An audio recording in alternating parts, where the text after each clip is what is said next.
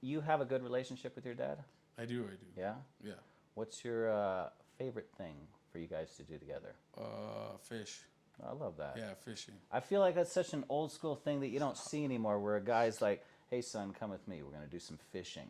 Or we're going to have a game of catch. I love that you have a son because I think when you have a dad like that who gives you an example, Hmm. then you're going to pass that same thing on with your kids. So what's your favorite thing to do with your kid? Um, Man, just he just likes playing video games. Yeah, who He's a doesn't? Fortnite kid now. Yeah. I've been playing Fortnite, so it's a good relationship there. We know what we're talking about. What's cool is he likes Godzilla. I Mm-hmm. like Godzilla.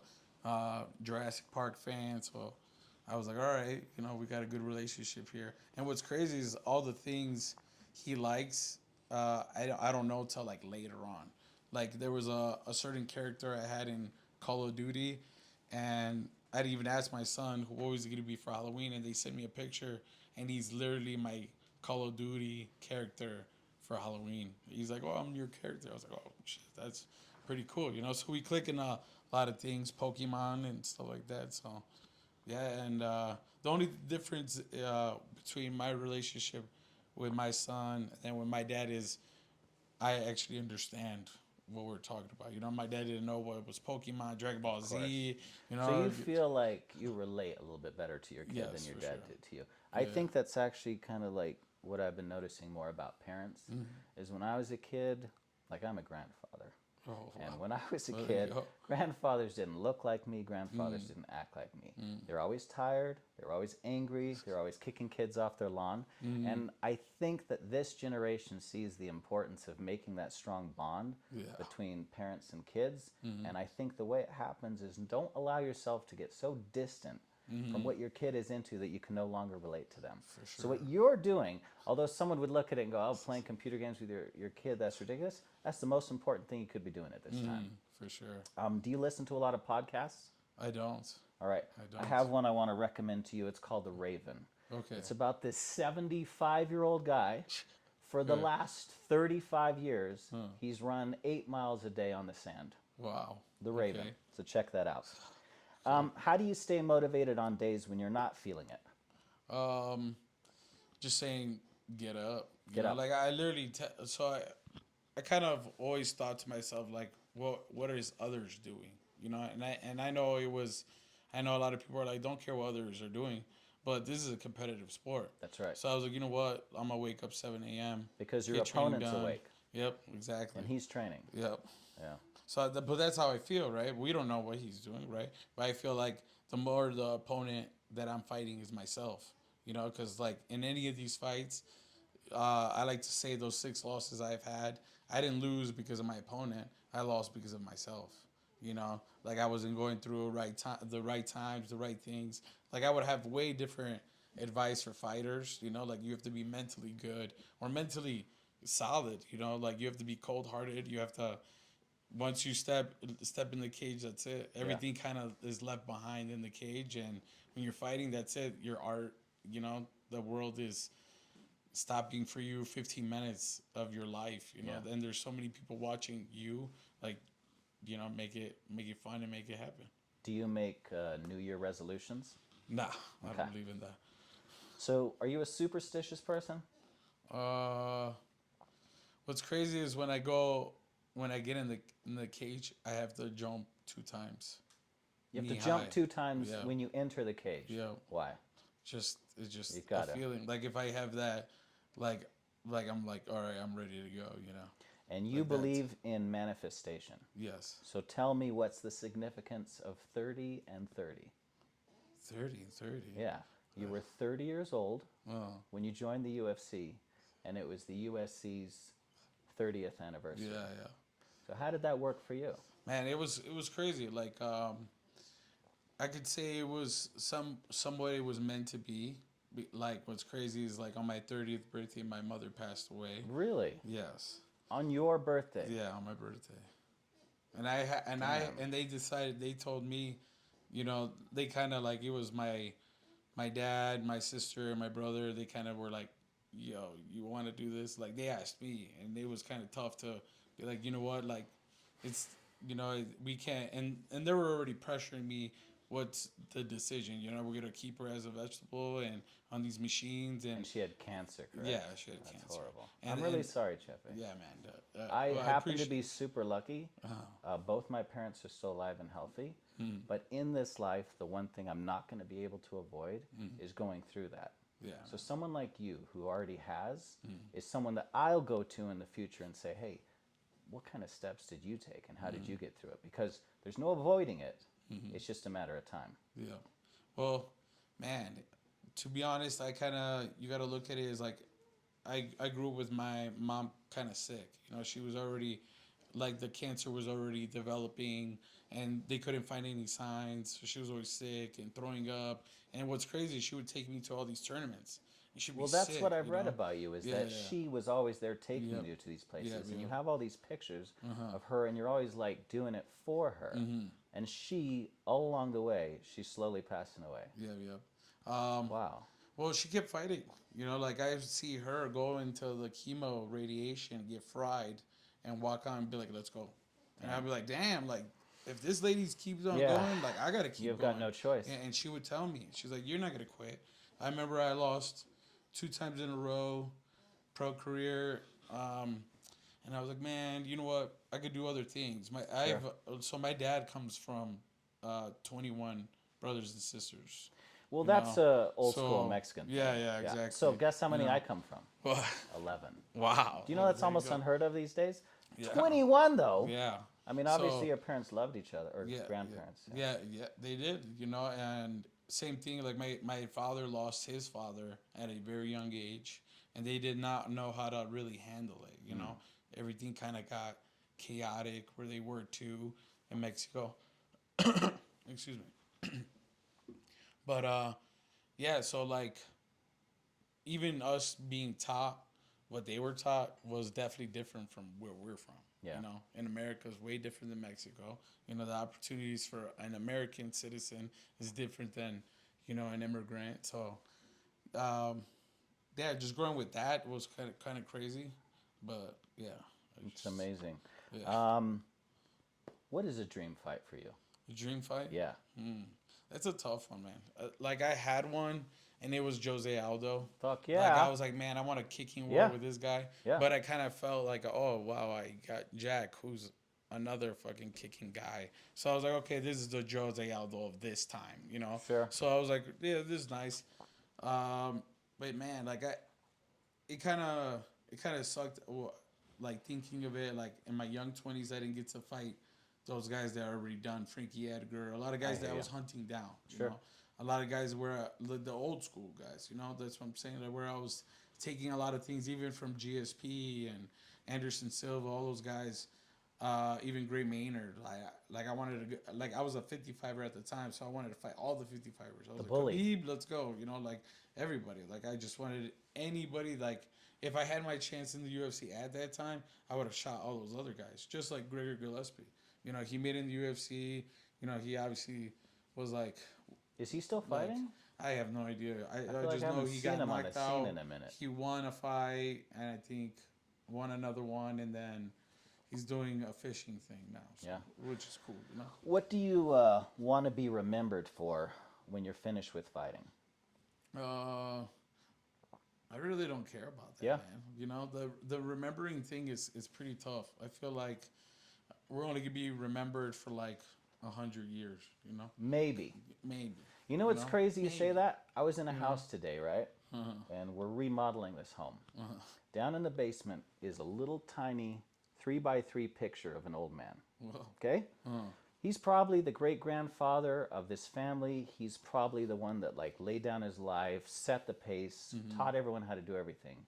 And what does he end up as? A 3x3 picture in the basement. Well, there So you I go. hear what you're saying. Yeah, man. It's just, I think I think people fall in the like. I like to fall. I'm a religious person too. Well, not so much religion, but I think of a higher power. You know, like I there think is a people God, like to you know? say spiritual these Yeah, days. well, that- Because right. religion seems to have this connotation Right. that you belong to the church. And so whenever girls wear yoga pants, they say, I'm spiritual. Oh, I get you, dude. And it's true. You know, a lot of people do fight with that kind of category. That's why I say, like was raised Catholic. Like I was a Catholic schoolboy, like goody good boy until I was 18. I didn't get no street fights. I didn't ever pick fights, and people kind of knew me in this town. You know, they were like, "Oh, this is the karate kid," you know, or whoever, the judoka kid or whatever. So nobody really wanted to fight me. So it was, it was kind of cool to grow up in my area with that kind of power. Like, okay, nobody's gonna mess with me or my brother, Um, but it's different between guns and stuff like that. Yeah, what did Bruce Lee say? If someone comes at me with a gun, I give him my wallet. Yeah. Because a bullet's faster than a foot.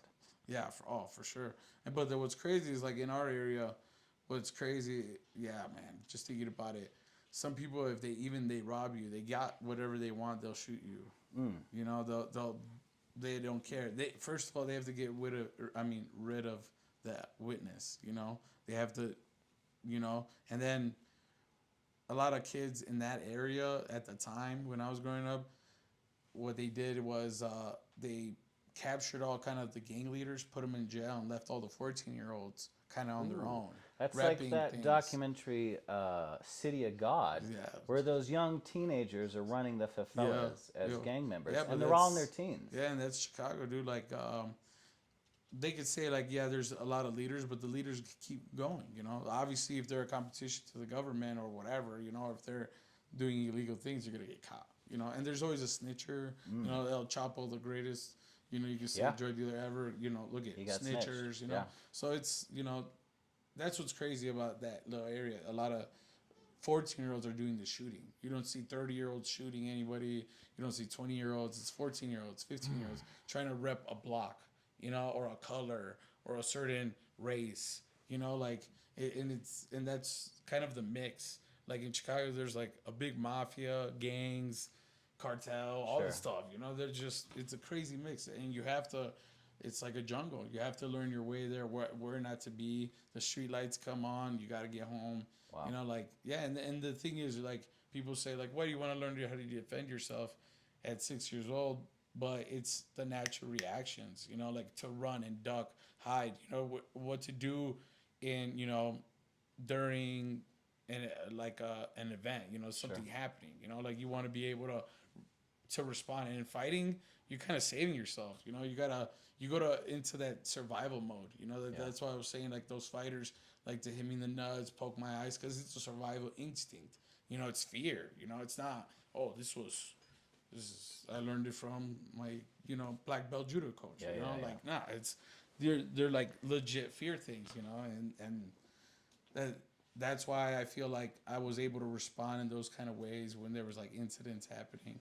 But yeah, I just like the shooting was crazy. Like I remember being in a car, and this guy came out of a car and ran across my mom's car. So my mom picked us up, and it's me and my brother in the back, and we're driving, and this guy pulls up, just starts running across and shoots the car next to us, starts blowing it up, and we're stunned. My mom jumps on top of me.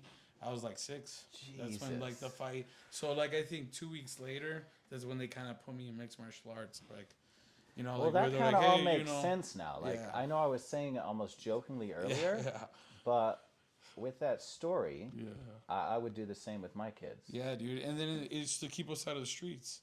That's my right. dad was working from like 5 a.m. to 5 p.m. My mom had this job where she dropped us off at school, had work from 9 to 6 p.m. So nobody could pick us up from school. So we would run to the gym, to the mixed martial arts gym.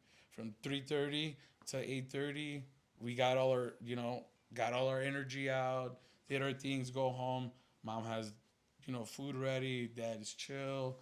They got to talk, have their alone time. We're over here, learning, doing our thing, and then it just. So whereas a lot of people say MMA saved my life, it actually literally did save yours. Yeah, man. Yeah.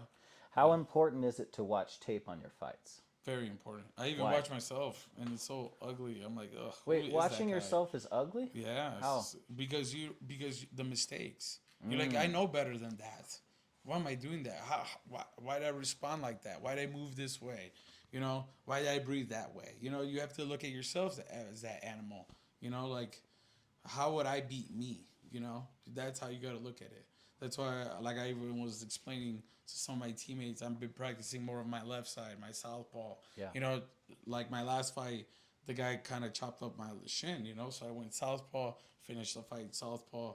Now I'm like, okay, that's actually very effective. Are So I'm you just gonna sharpen it. ambidextrous at all? I am actually, dude. Yeah. Yeah. So my twin babies, I've been noticing, not my twin babies, my twin grandkids.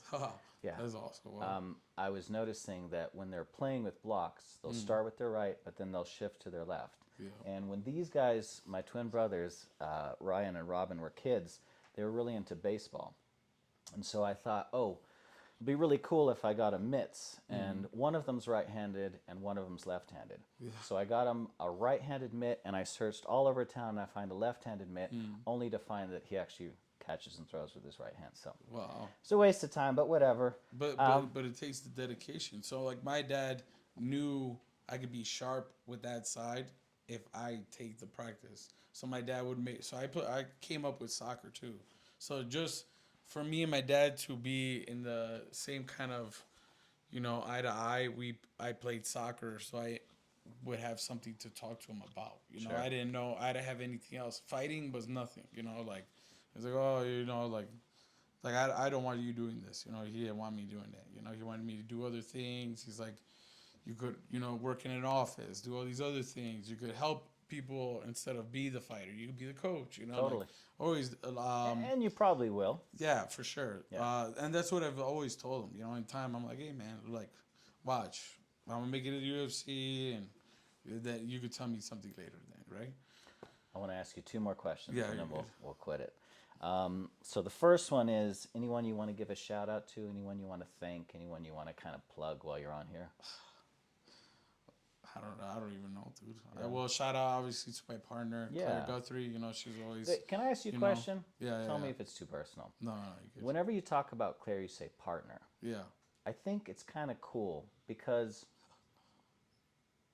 we asked earlier how important it is to be in a good relationship. Yeah. And you said very helps you be a better fighter. Yep. Why do you say my partner Claire instead of my girlfriend Claire? Well, partners, like I feel like it's deeper than that. Even at your job, you have a partner. You don't have your friend. So I feel like we kind of got in that business kind of mindset of. And she's also a fighter. Yes, yeah. So and she understands all my things. Like she understands my weight cuts. She knows the suffering. She knows all that stuff. When I was trying to date out of the fighting scene. That was a nightmare. They didn't understand. Like I was like, hey, I can't talk to you for like a week. I got fight week. Like I'll text you after. They made a big deal about it. Like they would be like, how could you? I thought you wanted to talk to me all day. Blah, blah. Like nah. Like I have to shift. Like all this softness, the cuddling. Like I can't. Yeah, I mean, fighting is a selfish game. Yes, very selfish. So that's why we've sat down and talked. And she's a fighter too. So like it was easy for her to understand. Like I have to be in a certain mindset. Even that 1 week, I'm like, man, just make it 1 week of me. That's it. Like, keep me calm, keep me collected. Make sure I'm doing the practices, the shakeouts, drinking diet. the water. Yeah, drinking the right water, the supplements that the UFC gives us. 8 hours of sleep. Yep. Dude, like every little thing, like she's really good on being on top of those kind of things. But it's so natural for me because I've done it so long that it's just easy. It's a good Brother, teamwork. if you only knew how much money I've wasted on dating. So this is going to be the last one for you. What was the last random act of kindness that you experienced? Like to myself or doing it to Someone others? did it to you, and you were shocked, and you were floored, and you were like, damn, there's true kindness that still exists in the world, and then it really made you want to pay it forward. Well, what's crazy is I think of every day you have to pay back good karma.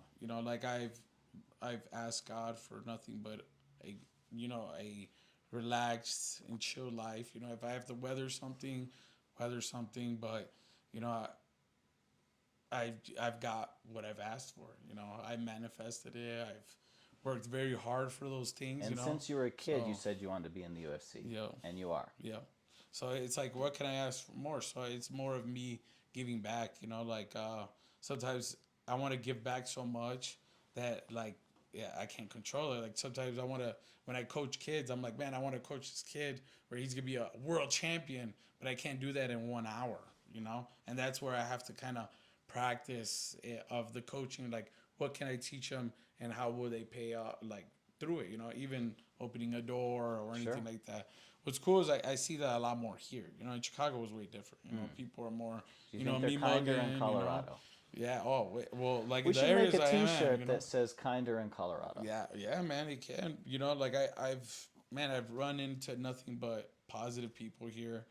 People that chase want bigger things than just themselves. You know, like the fight game's good and all, but people need to be explain the sport. You know, it's an art that people. You know, it's like a picture. You put it up. That's why they have a tour guide. You know, to tell you what the picture is. So I feel like that's what some of these fighters have to do. Like, hey, this is MMA. There's violence. There's beauty. There's There's all art. of it. Yeah. There's all of it in one picture. It's just people don't really try to Photoshop all these, you know, these fights. You know, everything's kind of like just let. Oh, okay, I want to bet. All right, cool. You know, but not really picking up the art. Not really seeing a style. That's why predictions are so hard for some people. You know, you got other these people that have never fought. You know, and they're pretty good at these predictions because they do the studying. You know, and that's What, all it like these takes. two? Yeah, for sure. Okay. But that's what it takes. It's like work. You know, like they know they have to study the martial art and they have to study doing all this other stuff. You know, talking, doing the right kind of interviews, all that stuff. You know, and then fighters have to do the same. Like I want to do more than just fight. Like I want to be able to, you know, give back. You know, and especially like I want kids. So So you have one son. How many yeah, more do you want? like 4 more. You want 4 more kids? Yeah, dude. You're a Mexican, not a Yeah, Mexican. yeah, bro, Yeah. should yeah. And the thing is, I just feel like I have a lot of love. You know, like I have where they want to do whatever they want. Like man, I remember I had a room like full of all my cousins, kids, my nephews and nieces And you loved it. stuff, and I loved it, man. So you know? interesting. Yeah, and the thing is, I'd rather chill with them than go and talk about life Sure. and depression and Sure. sadness and you know. Um, yeah, and I was that kid that was the outsider, you know, the fighter. Oh, you don't understand. You don't. You do your own thing, and we don't know how to talk to you. You know, like now they want to like even friends. You know, they started wanting to talk to you, know you, because now you're in the UFC. Sure. Now I've done some studying. You know, now I know somewhat. You know, and some of their stuff is false. You know, like some guy told me, oh, I tapped out some guy in wrestling. I'm like, bro, you can't tap out nobody in wrestling. You could pin them, Sure. but you can't tap them out. You know, like, and then there's other guys who would tell me about some other fighters, like, oh, Adesanya's 170. He went up weight to fight Pereira. Why people don't give him props? Like, bro, false, Yeah. false. You know, like you gotta get your, and that's where. But I still give them props because they're trying. You know, even though they still have to learn, but that's I could correct so much too, you know, because I could stay at a whole hour, you know, at that and be like, hey, this is what fighting really is. But you have to let them, you know, find out for themselves. Like, oh my Yeah. God, I feel stupid. Well, know? they say in the gym that the iron never lies. Yeah. So if someone says I can bench 220, you say, cool. Well, here's a bench and here's 220. Let's see you bench it. And I think that the mats are exactly the same way. If someone says they're a black belt or a blue belt or a purple belt, you will find this out in a matter of minutes. And there's no faking it. Yeah. And I think that's what attracts so many people to the gym is that raw honesty. It's so easy these days to be on a podcast or to be on a show or even to have a YouTube channel where you try and present someone that you're not. But the mats, they don't lie. You cannot lie on the mats. Yeah, Well, you can lie on them, but you can't lie on them. Yeah. It makes no difference when you walk in there who you project you were.